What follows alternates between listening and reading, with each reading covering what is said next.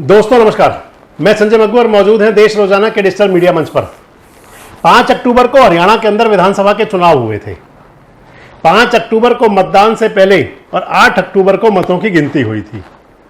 8 अक्टूबर को मतगणना तक, यानी कि जब मतगणना शुरू हुई थी उसके पहले 3 घंटे लगभग 8 बजे से 11 बजे तक कांग्रेस के नेता हरियाणा के अंदर फील गुड थे कि सरकार बन रही है, दबादब सीधी सरकार आ रही है, हुड्डा साहब मुख्यमंत्री बनेंगे। ना सरकार आई, ना मुख्यमंत्री बने, ना पूरे विधायक मिले। 46 विधायक बनते तो मुख्यमंत्री हो जाते हुड्डा साहब, लेकिन ना नौमन तेल हो ना राधा नाचे, ये स्थिति बन गई। ये स्थिति बनी क्यों? पूरे हरियाणा की सियासत के अंदर ये चर्चा रहती है।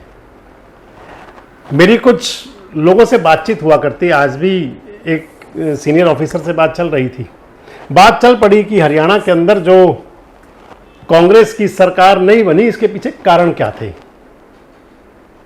क्या वजह थी कि सरकार नहीं बनी जिसके चांस थे। और उसी के अंदर बातों बातों में एक बात और निकली कि जो भूपेंद्र सिंह हुड्डा गुट और कुमारी सैलजा गुट, ये 2 गुट जो चलते रहे, इनकी जो तकरार थी, क्या हुड्डा साहब उसमें समझौता चाहते थे? बताऊंगा आपको सारी बात विस्तार से। हरियाणा कांग्रेस की स्थिति ऐसी रही है, आप ये मान लें कि 2005 से 2005 में हरियाणा में कांग्रेस की सरकार बनी थी। हरियाणा कांग्रेस के अंदर गुट हुआ करता था चौधरी भजनलाल का और चौधरी भूपेंद्र सिंह हुड्डा का। चौधरी बीरेंद्र सिंह डूमर खां इस गुट के अंदर तीसरे नेता थे। भजनलाल जी बड़े उत्साहित थे। चौधरी भजनलाल जी 2005 में हरियाणा विधानसभा का चुनाव हुआ।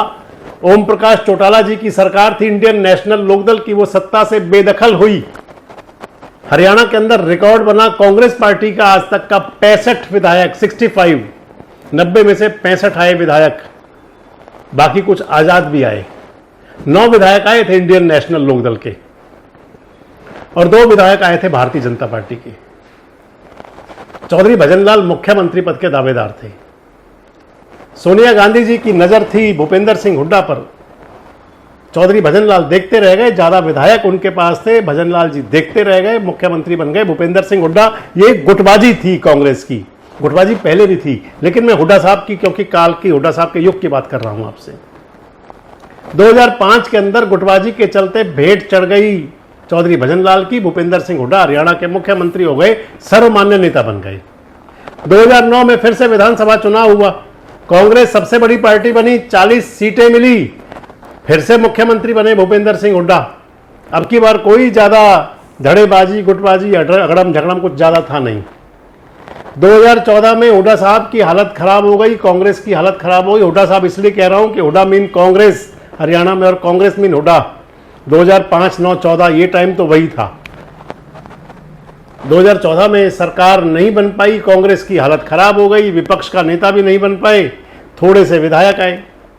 2019 का चुनाव आया, कांग्रेस की गुटबाजी चरम पर थी। अशोक तंवर को हटा करके कुमारी सैलजा बना दी गई थी प्रदेश अध्यक्ष। अशोक तंवर कोप भवन में थे, गुटबाजी चरम पर थी। अशोक तंवर ने अपने कई लोगों को लॉलीपॉप दे रखे थे टिकट दिलवाने के, लेकिन सारे दरवाजे बंद कर दिए राहुल गांधी ने। नेता भूपेंद्र सिंह हुड्डा, हुड्डा साहब की पूरी चली। 2019 के चुनाव में भी टिकटें हुड्डा साहब के हिसाब से मिली, 31 विधायक आए। चर्चा थी 2019 में कि कांग्रेस की सरकार बनेगी, नहीं बनी। 2024 आ गया, चलते चलते 5 साल बीत गए। कुमारी सैलजा प्रदेश अध्यक्ष पद से हट गई, लोकसभा की सदस्य बन गई। चौधरी उदय भान प्रदेश अध्यक्ष बन गए। हरियाणा के अंदर चुनाव हुआ लोकसभा का। चुनाव के अंदर कांग्रेस को बहुत फील गुड हुआ, 5 MP आए, 5 मेंबर ऑफ पार्लियामेंट, 9 में से 5। आम आदमी पार्टी 1 पर लड़ी थी, हार गई, और 5 ही आए भारतीय जनता पार्टी के। लगा कि अब बदलाव होगा। हुड्डा साहब दमादम थे, हुड्डा साहब दमादम थे।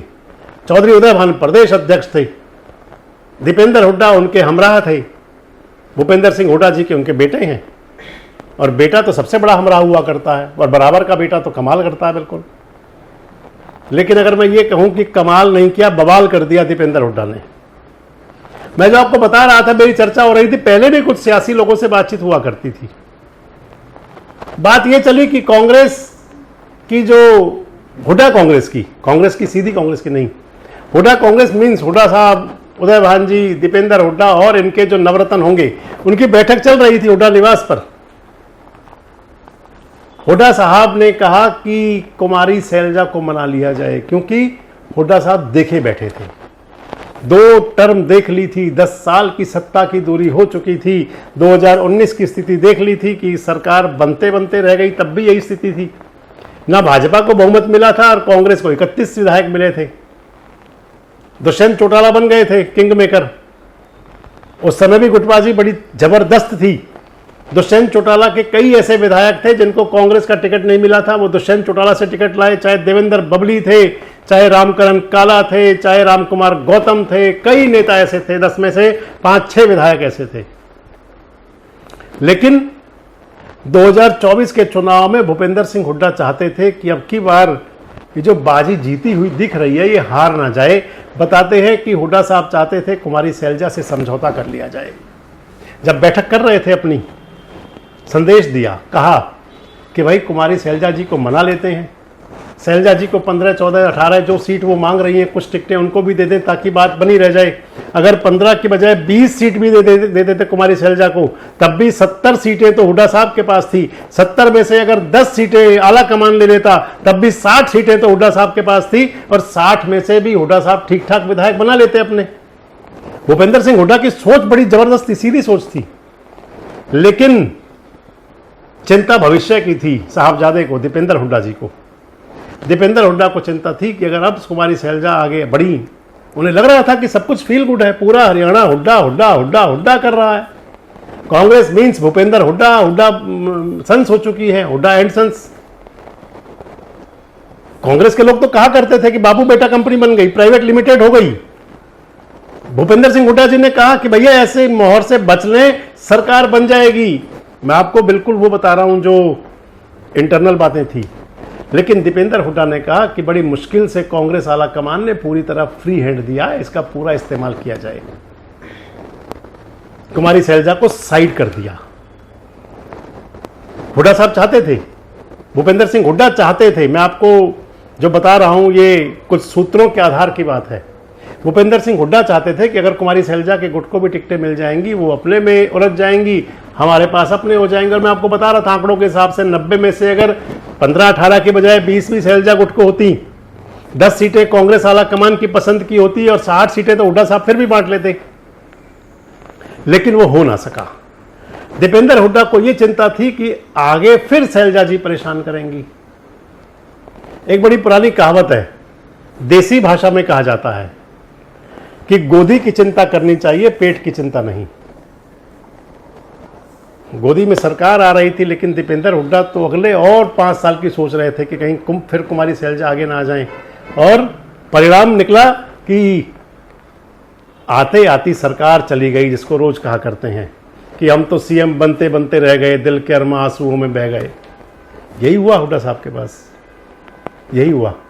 अगर ये समझौता कांग्रेस इकट्ठा होकर के चुनाव लड़ लेती, अगर कांग्रेस के जो धड़ेबाजी, गुटबाजी, खेमेबाजी थी, अगर इस पर कहीं रोक लग जाती और इकट्ठे होकर के चुनाव लड़ लेते, तो फिर शायद 37 से 45-46 पहुंचने में ज्यादा दिक्कत ना होती।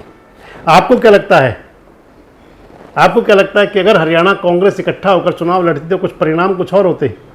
आपको क्या लगता है, आप कितना सहमत थे कि क्या वाकई भूपेंद्र सिंह हुड्डा चाहते थे कि ऐसा कर लिया जाए और दीपेंद्र हुड्डा ने उनको रोका होगा? खासकर कांग्रेस की जो इंटरनल पॉलिटिक्स पर जो लोग नजर रखते हैं, हमारे दर्शक, वो जरूर बताएं कमेंट बॉक्स में कि आखिर क्या तथ्य हो सकते हैं, क्या सच्चाई हो सकती है। जुड़े रहे हमारे साथ, देखते रहें देश रोजाना। हमारे साथ जुड़े रहने के लिए सब्सक्राइब करें देश रोजाना के YouTube चैनल को और नई वीडियो की नोटिफिकेशन पाने के लिए बेल आइकन जरूर दबाएं। अगर आप ये वीडियो Facebook या Instagram पर देख रहे हैं तो पेज को लाइक और फॉलो जरूर करें और ज्यादा से ज्यादा शेयर करें।